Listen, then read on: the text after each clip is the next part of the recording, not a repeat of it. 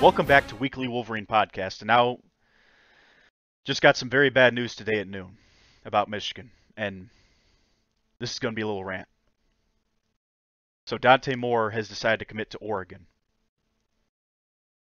So that's two quarterbacks in your state that were five-star players, and you landed neither one of them. Considering that your coach was a former quarterback, this is an embarrassment.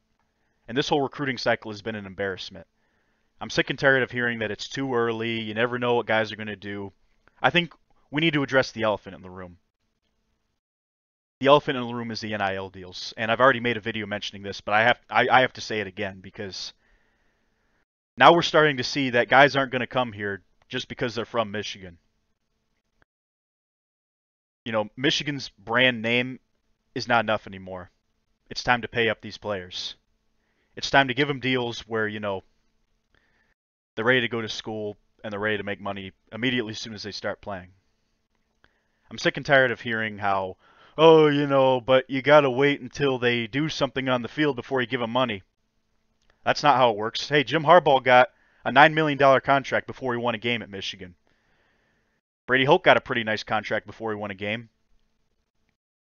Look at the NBA. Albert Hainsworth got a nice deal before he did anything for Washington. The reality is this is how sports works. You pay someone based off their potential. And you know what? You give scholarships to people. I know I'm kind of parroting the talking points of another YouTuber that I like, Michigan Podcast. He's very good. But he's absolutely correct. The fact is, this is a wrongful view of college football nowadays.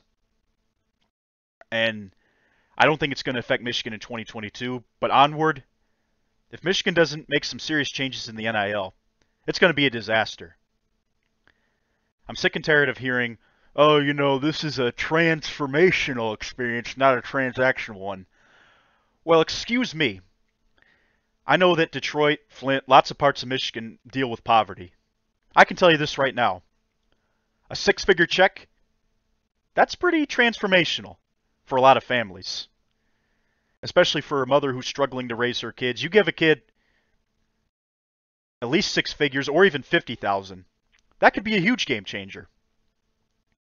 So, no, you're not taking the holier-than-thou approach saying that. What you're doing is showing your butt to the whole world. And the blame does not start with Jim Harbaugh.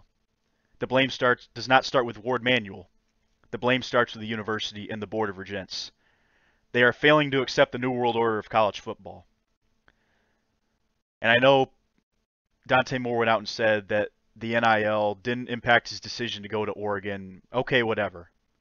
The point still stands that Michigan's recruiting has been an absolute disaster. For a program with as much pedigree as Michigan, and for a team that just won the Big Ten, just won 12 games, just beat Ohio State, this is not how you capitalize on it. If you're Michigan, you need to play this NIL game, or, like I said in the last video, start to establish a league with rules and regulations so you know how to pay players, or you know what, go ahead and join the Ivy League. Because at this point, the way we're recruiting, we might as well just join the Ivy League and play Harvard, not give a darn about football.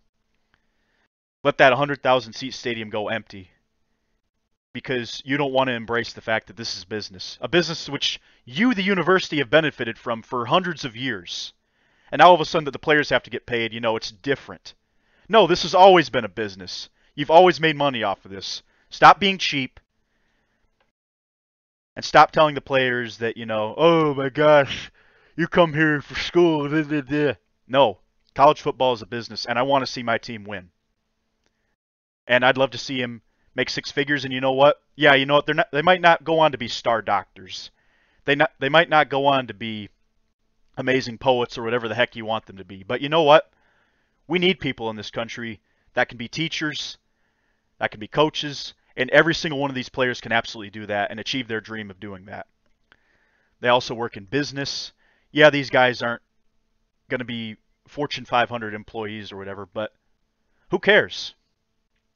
Even if they don't use their degree and they work a trade job, I think that's great.